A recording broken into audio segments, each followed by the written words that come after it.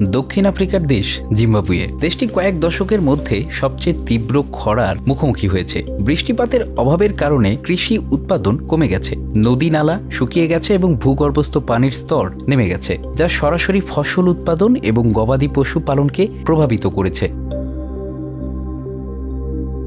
ফলাফল, দেশটিতে মহামারী আকারে দেখা দিয়েছে খাদ্য সংকট। লাখ লাখ মানুষ ক্ষুধার্ত। এই সংকট থেকে উত্তরণে দেশটির সরকার 200টি হাতি জবাইয়ের পরিকল্পনা করেছে, যে মাংস সাধারণ মানুষের মাঝে বিলিয়ে দেওয়া হবে। 1988 সালের পর এই প্রথমবার এত বড় আকারে হাতি জবাইয়ের সিদ্ধান্ত নেওয়া হয়েছে। জিম্বাবুয়ের বন্যপ্রাণী কর্তৃপক্ষ জানিয়েছে, হাতিগুলোর সংখ্যা নিয়ন্ত্রণ এবং খাদ্য সংকট দূর করতে এই পরিকল্পনা। বর্তমানে দেশটিতে হাতির সংখ্যা 84,000, যা বিশ্বের দ্বিতীয় বৃহত্তম। কিন্তু এত বড় সংখ্যক হাতি খাদ্যের জন্য বিপদ হয়ে দাঁড়িয়েছে। শুধু জিম্বাবুয়ে নয়, নামিবিয়াও চলতি মাসের শুরুতে 7 শতাধিক প্রাণী জবাইয়ের সিদ্ধান্ত নিয়েছে। এতে রয়েছে হাতি, জলহস্তী এবং জেব্রা। উদ্দেশ্য, ক্ষুধার্ত মানুষের জন্য খাবার সরবরাহ। তবে এই সিদ্ধান্ত নিয়ে বিতর্ক রয়েছে। অনেক পরিবেশবিদ বলছেন, হাতি ও অন্যান্য প্রাণীর ওপর এই নির্ভরতা দীর্ঘমেয়াদে আফ্রিকার পরিবেশগত ভারসাম্য নষ্ট করবে।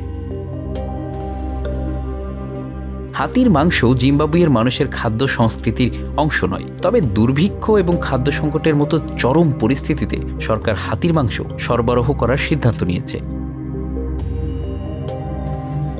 যদিও খাদ্যের এই সংকটের কারণে দেশটিতে ঠিক কত মানুষের মৃত্যু হয়েছে তার সরকারি কোনো পরিসংখ্যান নেই। জাতিসংঘের রিপোর্ট অনুযায়ী 2023 সালের শেষের দিকে জিম্বাবুয়ের জনসংখ্যার প্রায় 40% অর্থাৎ 7.1 মিলিয়ন মানুষ খাদ্য সংকটে ভুগছিল। এর মধ্যে কয়েক লাখ মানুষ চরম অপুষ্টি ও অনাহারের ঝুঁকিতে ছিল।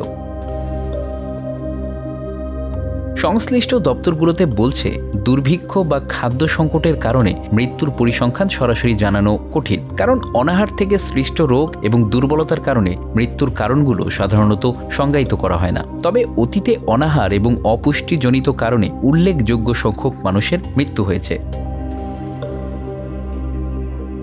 2008-2009 সালের খাদ্য সংকটে আনুমানিক কয়েক হাজার মানুষের মৃত্যু হয়েছিল। বর্তমানে পরিস্থিতি আরও জটিল, কারণ জলবায়ু পরিবর্তন এবং অর্থনৈতিক সংকট পরিস্থিতি আরও গুরুতর করে তুলেছে।